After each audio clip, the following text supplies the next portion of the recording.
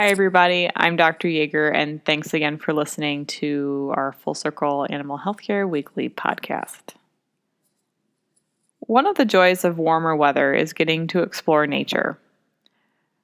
For us dog people, bringing our pooch along is one of the best parts of any outing. Fresh air, sunshine, and relaxation are only made better by having our best friend at our side. Whether hiking down the trail, hanging out at your favorite forest preserve, or enjoying outdoor sports, chances are that you'll be coming across lakes, ponds, and other bodies of water. Most people and dogs can agree that there's nothing quite like wading in a river or taking a dip in a cool lake on a hot and sunny day. But not all water is safe to be in. Toxic blue-green algae can form in the lakes and ponds that surround us. This nasty bacteria is not only poisonous to just about any animal, including us humans, but it can even be fatal for our canine companions. As the years go by, more and more cases of blue-green algae toxicity in dogs keep popping up. In this podcast, I'll be going over the basic ins and outs of blue-green algae. So, what's the deal with blue-green algae, and where can it be found? Blue-green algae are called cyanobacteria. Cyanobacteria is a common microscopic bacteria that can be found on rocks, on the water, and even growing on some backs of wildlife. It's something that we can come into contact with, usually without noticing. But given the right conditions, it blooms, can colonize and spread at an alarming rate. When this happens, their already harmful toxins become super concentrated, transforming the bacteria from a somewhat harmful commonplace into a highly toxic and possibly fatal bacteria. The tricky part is that this algae isn't always deadly. However, only testing or exposure will provide you with an answer. Because of this, it is vital to consider all blue-green algae blooms as potentially harmful and also potentially deadly. These concentrated blooms thrive during the hottest months of summer, but they still have been found in abundance during the months of spring and fall. Although blue-green algae lives in a variety of environments, it tends to be more common in stagnant and nutrient-rich waters, as well as water with low levels of clarity. It can be found in countries all over the world and throughout the majority of the United States. States with lake regions seem to have the most cases per year.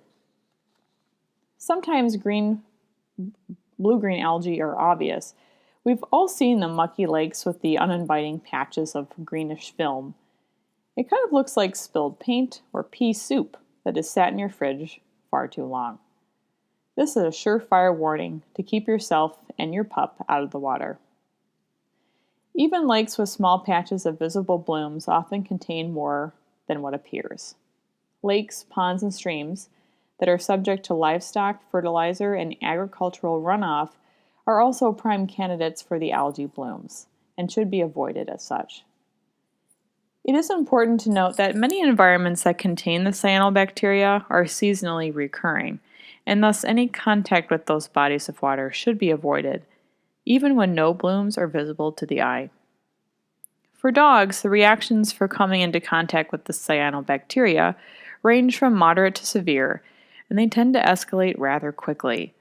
This is one of the reasons why it is so important to make sure your pet is not swimming in or drinking from unknown water sources. Even getting into contaminated water can cause serious harmful issues. If you have ever seen a dog who is enjoying some swim time, you have probably noticed that as they swim, they tend to lap up water as they go. Even if your dog only wades in the water, licking up the residue of the algae put your pet in danger for toxicity. A good rule of thumb to follow is that if you wouldn't get in the water, neither should your pet, not even for a second. Veterinarians from the Pet Health Network warn that as few as 1 to 2 licks of the poisonous blue-green algae can potentially result in fatal poisoning. There are many possible reactions to keep an eye out for. General reactions may include vomiting, diarrhea, bloody, tarry stool, vomiting, difficulty breathing, lethargy, loss of appetite, excessive salivation, pale mucous membranes, and general disorientation.